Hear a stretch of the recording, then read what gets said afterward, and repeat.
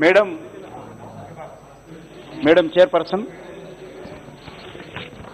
with your permission, on behalf of Honorable Home Minister Sri Amit Shah ji, I raise to move that the bill further to amend the Government of National Capital Territory of Delhi Act 1991 be taken into consideration.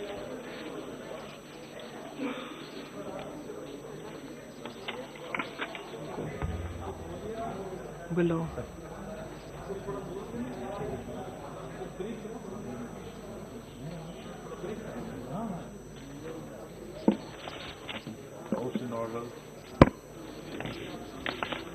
आदरणीय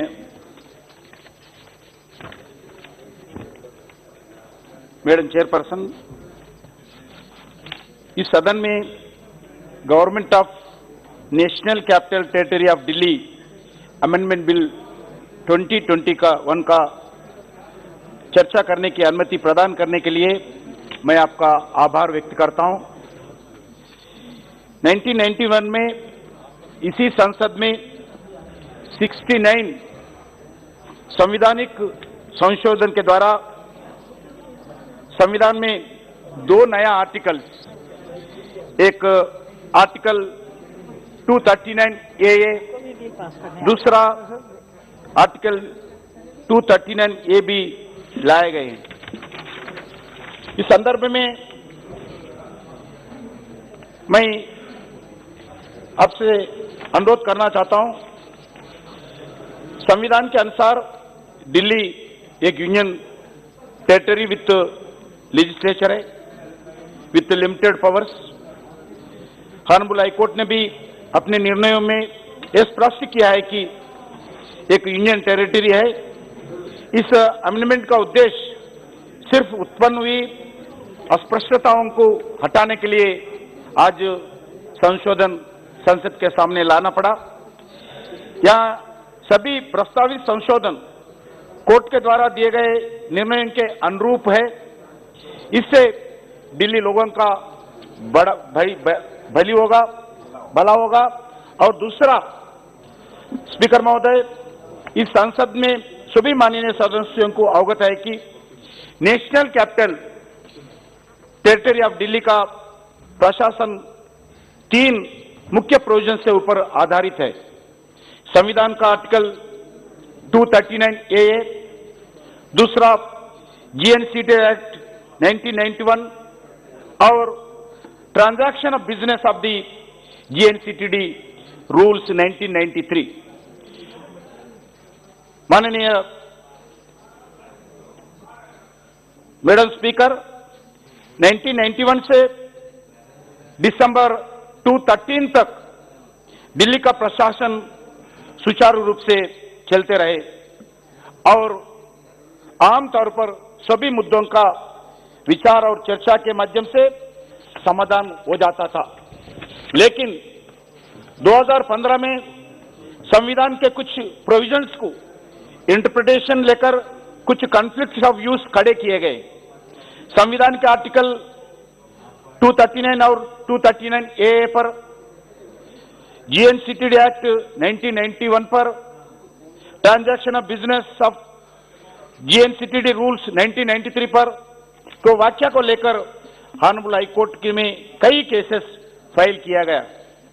honourable courts ने भी इस cases पर और इनसे जुड़े हुए मुद्दाओं पर समय समय पर अलग अलग अपने फैसला सुनाए गए। ऑनरेबल कोर्ट ने कहा कि भारत के संविधान के संदर्भ में मंत्रिपरिषद को अपने द्वारा लिए गए फैसलों को लेफ्टिनेंट गवर्नर को सूचित करना अनिवार्य है, ताकि संविधान के तहत लेफ्टिनेंट गवर्नर को अपने अधिकारों को सही तरीके से प्रयोग कर सके। मैडम चेयरपर्सन, इन विषयों पर कुछ स्पष्टीकरण की आवश्यकता है, जिसके अभाव में सबसे अधिक नुकसान दिल्ली के हमारे आम नागरिक का हो रहे हैं। इससे दिल्ली का प्रगति पर भी बुरा असर पड़ रहा है, क्योंकि दिल्ली एक यूनियन टेरिटरी है। इसलिए भारत सरकार का और इस संसद का भी यह कर्तव्य बनता है कि अप्रोप्रिएट लेजिस्लेटिव मेजर्स में द्वारा इस कानून पर प्रशासनिक अस्पष्टताओं को हटाया जाए, टेक्निकल और लीगल एडमिनिस्ट्रेशन एम्बिग्युइटीज को हटाया जाए, जहां आवश्यकता है वह उचित स्पष्टीकरण किए जाए ताकि दिल्ली और दिल्ली वासियों को एक अच्छे प्रशासन का व्यवस्था मिल सके। इन सभी तथ्यों को मद्देनजर रखते हुए इस सदन में जीएनसीटीडी अमेंडमेंट बिल 2021 को लाए हैं। संविधान के आर्टिकल 239A की क्लास 7 भारत की संशोधन की सशक्ति करते है कि वहां कानून के द्वारा वहां प्रोविजंस बना सके, जिसके आर्टिकल 239A की क्लाजेस 1 से लेकर 6 के प्रोविजंस को सप्लीमेंट किया जा सके।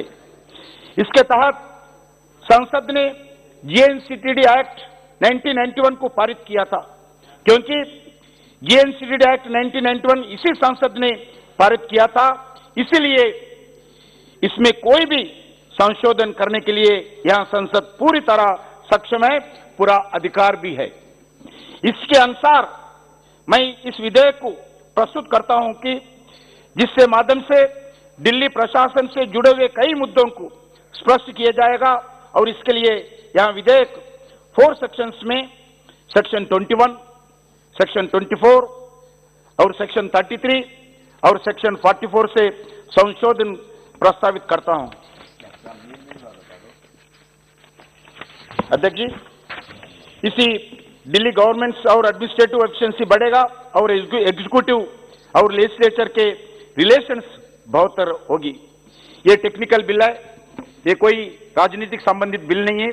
डे टू डे एडमिनिस्ट्रेशन में कुछ टेक्निकल का समस्या एम्बिग्युइटी आ रहे हैं, इसको हटाना इस संसद का जिम्मेदारी बनता है क्या संसद, क्योंकि जो बिल 1991 बनाया ये संसद ही बनाया और आज कुछ दिनों में कुछ एम्बिग्युइटीज उठाकर जनता के सामने, कोर्ट के सामने अलग अलग केसेस भी जा रहे हैं। इसी दृष्टिकोण से आज संसद के सामने मैं अनुरोध करता हूं जीएनसीटीडी अमेंडमेंट बिल 2021 पर विचार किया जाए और इस पे पारित किए जाए। धन्यवाद।